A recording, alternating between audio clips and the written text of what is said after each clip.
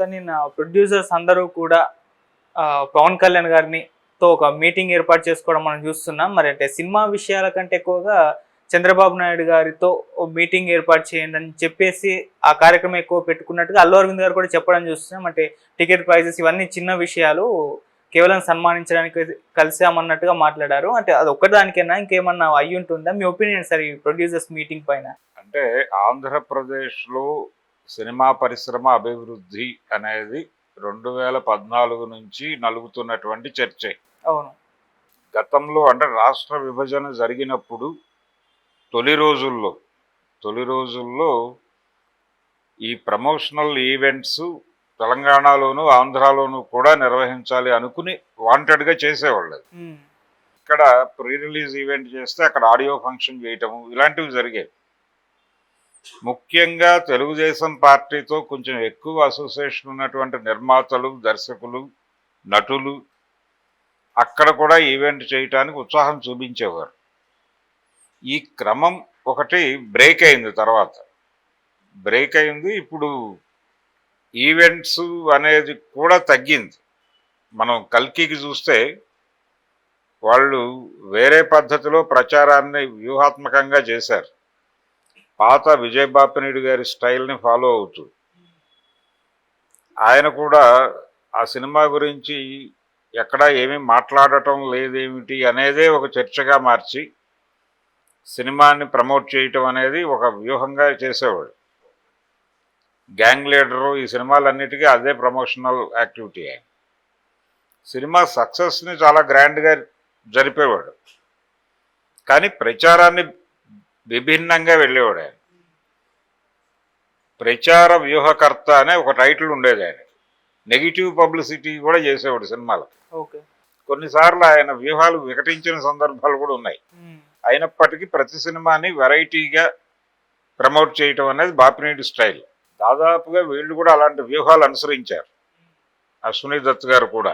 అది మనం చూసాం. ఈ ప్రాసెస్లో వాళ్ళు ఈవెంట్స్ని పెద్దగా నిర్వహించలేదు. బాంబేలో ఒక ఈవెంట్, ఇక్కడ ఒక ఈవెంట్ చేశారు తప్ప బీభత్సమైనటువంటి ఈవెంట్స్ ఇప్పుడు తిరుపతిలో ఆదిపురుషుడు చేసినట్టుగా అలాంటి కార్యక్రమాలు ఏమి వీళ్ళు భుజానికి ఎత్తుకోవాలి. ఇది ఒక వెర్షన్ అయితే, ఇండస్ట్రీ మొదటి నుంచి కూడా ఏపీలో నుంచి డబ్బులు తీసుకొచ్చి తెలంగాణలో ఖర్చు పెడుతున్నారు అనేటువంటి వాదన టీడీపీ టైంలో లేదు, కానీ జగన్మోహన్ రెడ్డి టైంలో బలంగా వినిపించింది. ఉచితంగా షూట్ చేసుకోమని కూడా ఆఫర్ చంద్రబాబు ఇచ్చాడు, జగన్మోహన్ రెడ్డి దాన్ని కొనసాగించాడు.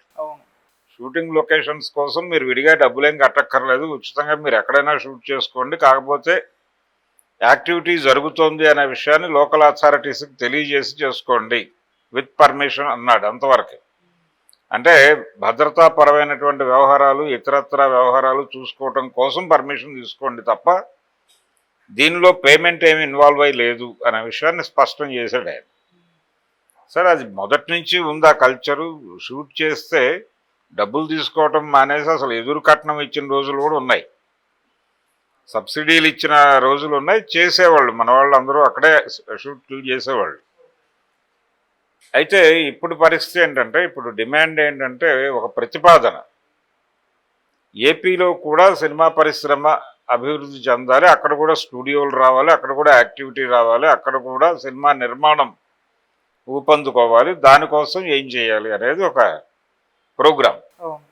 సినిమాటోగ్రఫీ మినిస్టర్ ఉన్నాడు అక్కడ, ఆ శాఖ ఉంది యాజ్ ఇట్ ఈస్గా, శాఖ కొనసాగుతూనే ఉంది. ఇండస్ట్రీ లేని చోట సినిమాటోగ్రఫీ మినిస్ట్రీ ఏమిటి అని చెప్పి చాలామంది జోకులు వేశారు. అయితే తెలుగే కదా, అక్కడ తెలుగే, ఇక్కడ తెలుగే, తెలంగాణలోనూ తెలుగే, ఆంధ్రాలోనూ తెలుగే, అక్కడ షూట్లు జరుగుతున్నాయి, దానిలో పెద్ద ఇబ్బంది ఉంది, ఒక సెంటర్గా ఉంది కదా, డెవలప్ అయిపోయి ఉంది హైదరాబాద్ అని మాట్లాడుతున్నారు. కానీ ఏపీలో కూడా స్టూడియో నిర్మాణాలు జరగాలి అనేటువంటిది ఒక అభిప్రాయం కొంతమందిలో ఉంది. ఆ అభిప్రాయం మేరకు అక్కడ కూడా ఒక ఫిలిం నగర్ లాంటిది కోరుకుంటున్నారు. అంటే నివాసం ఉండటానికి, కేంద్రీకరించి యాక్టివిటీ నడపటానికి సంబంధించి కొంత ఒక ఇన్ఫ్రాస్ట్రక్చర్ కోరుకుంటున్నారు. ఆ ఇన్ఫ్రాస్ట్రక్చర్ ఇవ్వటానికి గత ప్రభుత్వం పెద్దగా ఉత్సాహం చూపలేదు. టికెట్ల రేట్లకి పరిమితం అయిపోయింది ఆ గొడవ అంతా. ఇప్పుడు టికెట్ల రేట్లు కాదు అనే విషయం చెప్పాడు ఆయన స్పష్టంగా.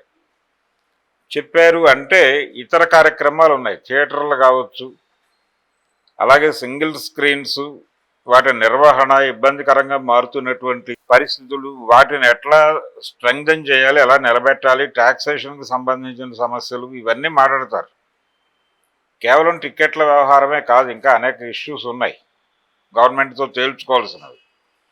వాటిలో ఒకటి ఈ ప్రభుత్వం వైపు నుంచి సినిమాలకు ఇచ్చే పురస్కారాల గొడవ కూడా ఒకటి ఉంది. నంది అవార్డుల పునరుద్ధరణ కార్యక్రమం కూడా ఒకటి ఉంది. వీటన్నిటినీ మాట్లాడుతూ గెలిచినటువంటి ముఖ్యమంత్రి గారికి ఒక సన్మానం, అలాగే ఇండస్ట్రీ తరఫున గెలిచినటువంటి పవన్ కళ్యాణ్కి ఒక సన్మానం పరిశ్రమ వైపు నుంచి జరగాలి అని అనుకుంటున్నారు. తద్వారా వాళ్లతో ఒక సన్నిహిత సంబంధాల్లోకి వెళ్ళటం ద్వారా సినిమా పరిశ్రమకి ఒక శాఖని, ఏపీ శాఖ ఓపెన్ చేసేటువంటి, టాలీవుడ్ ఏపీ శాఖ, తెలంగాణ శాఖ. తెలంగాణలో ఆల్రెడీ ఎస్టాబ్లిష్ అయి ఉన్నటువంటి వ్యవహారాలు, గతంలో మెడ్రాస్ నుంచి ఇక్కడికి వచ్చినప్పుడు కూడా చాలా ఇబ్బందులు ఎదుర్కొన్నారు. డాన్సర్లు వీళ్ళందరినీ మెడ్రాస్ నుంచి తెప్పించుకునేవాళ్ళు, ఇక్కడ ఉండేవాళ్ళు కాదు. నెమ్మదిగా ఇక్కడ డెవలప్ అయింది. అలాగే అక్కడ మొదలు పెడితే కొంతవరకు ఇక్కడి నుంచి సహకారం తీసుకుని ఆ తర్వాత అక్కడికక్కడ స్ట్రెంగ్థెన్ అవుతారు. ఈ ఉద్దేశంతో ఇన్ఫ్రాస్ట్రక్చర్ ఏర్పాటు చేయమని అడగటం కోసం ఈ సన్మాన కార్యక్రమం, దానికి కొంత ఉత్సాహం చూపించవచ్చు కూడా. ఇప్పుడు ఈ కోదాడ దాటిన తర్వాత జగ్గయ్యపేటకి కోదాడకి సెంటర్లో ఒక గ్రామం ఉంది, గరికపాడు అనుకుంటాను. ఆ ఏరియాలో ఒక ఫిలిం సిటీ లాంటిది ఏదైనా ఏర్పాటు చేస్తే, లేదా ఫిలిం నగర్ లాంటిది ఏదో ఏర్పాటు చేస్తే కొంత వెసులుబాటుగా ఉంటుందని ఆ మధ్యప్పుడు జొన్నవిత్తుల గారు ఒక అభిప్రాయంగా ప్రభుత్వాలకు తెలియజేసే ప్రయత్నం చేశాడు. అది అంటే ఆయన ఉద్దేశం ఏంటంటే, ఇక్కడ ఓవర్ క్రౌడ్ అయిపోయింది, ఈ ఓవర్ క్రౌడ్ అయిన వాళ్ళకి అక్కడ కనుక అవకాశాలు కల్పిస్తే వీళ్ళందరూ అక్కడికి వెళ్ళి యాక్టివిటీ మొదలు పెడతారు, సినిమాలు తయారవుతాయి. తయారైన సినిమాలను ఎక్కడ వాడతారు, ఎలా వాడతారు అనేది భిన్నమైనటువంటి ప్లాట్ఫామ్స్ వచ్చినాయి. థియేటర్లో వేస్తారా, ప్లాట్ఫామ్స్ మీద వేస్తారా అనేది తర్వాత గొడవ. ముందు వీళ్ళందరికీ ఒక యాక్టివిటీ, ఒక పని దొరుకుతుంది, ఒక ఇన్ఫ్రాస్ట్రక్చర్ ఏర్పాటు చేస్తే ఇక్కడ ఓవర్ క్రౌడ్ అయిన వాళ్ళందరూ అక్కడికి పోయి అకామిడేట్ అవుతారు. తద్వారా ఇది తెలంగాణకి దగ్గర అవుతుంది. ఇక్కడ నుంచి ఎవరైనా ట్రాన్స్పోర్ట్ అవ్వాలన్నా, లేకపోతే అక్కడి నుంచి ఇక్కడికి తెచ్చుకుని ఏదైనా పని చేసుకోవాలన్నా ఇనీషియల్గా ఆధారపడక తప్పదు. ఆ రోజున మెడ్రాస్ మీద ఆధారపడినట్టు. దానికి ఈ బార్డర్ ఏరియా అయితే బెటర్గా ఉంటుంది అనేది ఆయన ప్రతిపాదన. అది బాగానే ఉంది. అట్లా ఏదో ఒక ప్రభుత్వం వైపు నుంచి ఒక నిర్ణయం తీసుకునేటువంటి ప్రయత్నం చేస్తున్నారు. ప్రభుత్వం నుంచి ఒక పాజిటివ్ డెసిషన్ వచ్చేలాగా ప్రెజర్ చేయాలి. ప్రెజర్ కూడా కాదు అది, నిజానికి వీళ్ళు అడిగి ఆయన దగ్గర నుంచి ఒక సానుకూల స్పందన రాబట్టాలి అనేటువంటి ప్రయత్నం చేస్తున్నారు. ఈ సన్మాన కార్యక్రమం వెనకాలన్న ఉద్దేశం అదే. దానికి పవన్ కళ్యాణ్ ఇప్పుడు కూటమిలో కీలక పాత్రలో ఉన్నాడు. పైగా వీళ్ళందరూ నిన్న వెళ్ళిన వాళ్ళలో దాదాపుగా అందరూ ఆయనతో సినిమాలు తీసిన వాళ్ళే, భోగవల్లి ప్రసాద్తో సహా. అత్తారింటికి దారేది అని ఆయన తీశాడు కదా, ఇప్పుడు సెక్రటేరియట్కి దారేది అనుకుని వెళ్ళారు వీళ్ళు. ఆ పద్ధతిలో అందరూ వారి వారి కోరికలు, వారి వారి అభిప్రాయాలు ఇవన్నీ కూడా ఆయనతో చెప్పారు. ఆయన సీరియస్గా ఈ ఇష్యూస్ అన్ని తన భుజాన వేసుకునేటువంటి ప్రయత్నం డెఫినెట్గా చేయడు. దుర్గేష్ గారు ఫీడ్ చేసుకుని సీఎం గారికి విన్నవించి, సీఎం గారికి కూడా వీళ్ళందరితోనూ ప్రత్యక్ష పరిచయాలు ఉన్నాయి. ఆయన నేరుగా వీళ్ళల్లో ఎవరితోనైనా మాట్లాడగలడు. ఆ సన్మాన కార్యక్రమానికి అంటే దీనికి సంబంధించి ఒక నిర్ణయం తీసేసుకుంటారు. ఆ సన్మాన కార్యక్రమంలో ప్రకటన ఉంటుంది. ఆ ప్రకటన డెఫినెట్గా ఇండస్ట్రీకి అనుకూలంగానే ఉంటుంది. ఇండస్ట్రీ ఇన్ టోటల్ మన జరిగినటువంటి ఎన్నికల్లో తెలుగుదేశం పార్టీ గెలవాలని కోరుకుంది. కూటమి గెలిచిన తర్వాత ఇమ్మీడియట్గా ఇక్కడ కేకులు కోసుకోవడం, సంబరాలు చేసుకోవడం చూసాం మనం. టపాసులు కూడా పేలాయి బలంగానే. ఒక రకమైనటువంటి చిరాకు వీళ్ళు ఫేస్ చేశారు, ఏది జగన్మోహన్ రెడ్డి పరిపాలనలో. తమని కంట్రోల్లోకి తీసుకోవడానికి సీఎం రకరకాల వ్యూహాలు వేస్తున్నాడు అన్న ఉద్దేశంతో చిరంజీవి లాంటి హీరో కూడా మాట్లాడటం జరిగింది. ఆయన వాల్తేరు వీరయ్య 200 రోజు ఫంక్షన్లో మాట్లాడిన మాటలు ప్రభుత్వాన్ని సూటిగా, పర్టికులర్గా జగన్మోహన్ రెడ్డి ప్రభుత్వాన్ని, అంబటి రాంబాబుని టార్గెట్ చేస్తూ మాట్లాడాడు ఆయన. అంటే ఒక రకమైన చిరాకు ఉంది అతనిలో కూడా అనేది అర్థమైంది. ఈ చిరాకు నుంచి బయటపడిపోయినటువంటి సందర్భంగా వాళ్ళు దీన్ని అకేషన్ని మార్క్ చేస్తూ చంద్రబాబు గారికి ఒక సన్మానం, పవన్ కళ్యాణ్కి ఒక సన్మానం చేసి వాళ్ళిద్దరి ద్వారా ఒక పాజిటివ్ స్టేట్మెంట్ రప్పించి ఇండస్ట్రీని అక్కడికి ఎక్స్పాండ్ చేయాలి అనేది ప్రోగ్రాం. ఈ ఎక్స్పాన్షనల్ ప్రోగ్రామ్ని తెలంగాణ సినిమా వాదులు ఉన్నారు, తెలంగాణ సినిమా వాదులు, అలాగే తెలంగాణ సినిమాని కోరుకుంటున్న వాళ్ళు, ఇక్కడ ఉన్నటువంటి తెలంగాణ అస్తిత్వవాద రాజకీయాలని బలంగా ఈ రోజుకి నమ్ముతున్న వాళ్ళు ఎలా రిసీవ్ చేసుకుంటారనేది చూడాలి. చేసుకుని వాళ్ళు ఆల్టర్నేటివ్ ఆలోచన దిశగా ఏమైనా పెడతారా, దానికి సంబంధించిన ప్రెజర్ ఏమైనా ఉంటుందా అనేది చూడాలి. ఇక్కడ ఉన్నటువంటి ప్రభుత్వం ఎలా స్పందిస్తుంది దానికి, అంటే ఇండస్ట్రీ అక్కడ ఒక శాఖ ఓపెన్ చేయటాన్ని తెలంగాణ ప్రభుత్వం ఎలా చూస్తుంది అనేది కూడా కీలక అంశమే.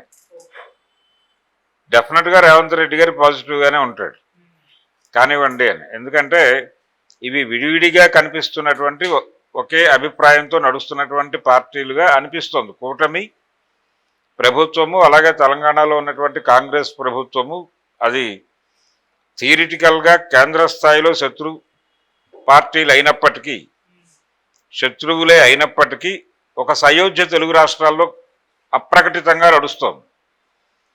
అందుకని ఇటు నుంచి కూడా రియాక్షనే ఉండదు. అలాగే కానిండు అన్నట్టుగానే అట్లే కానిండు అన్న ధోరణిలోనే ఉంటుంది వ్యవహారం. సో ఒక పాజిటివ్ టోన్ బలంగా, అంటే బలమైనటువంటి ఒక హామీ ఏదో పొందారు వీళ్ళు పవన్ కళ్యాణ్ నుంచి, చాలా కాన్ఫిడెన్స్ ఇచ్చాడు వీళ్ళకి. ఆ కాన్ఫిడెన్స్ వీళ్ళు మీడియా ముందుకు వచ్చి మాట్లాడినప్పుడు అందరిలోనూ కనిపించింది. సో ఈ సన్మానానికి డేట్ ఫిక్స్ అయ్యి ఆ సన్మాన కార్యక్రమం రోజున వచ్చే ప్రకటన ఏమిటనేది అప్పుడు చూద్దాం.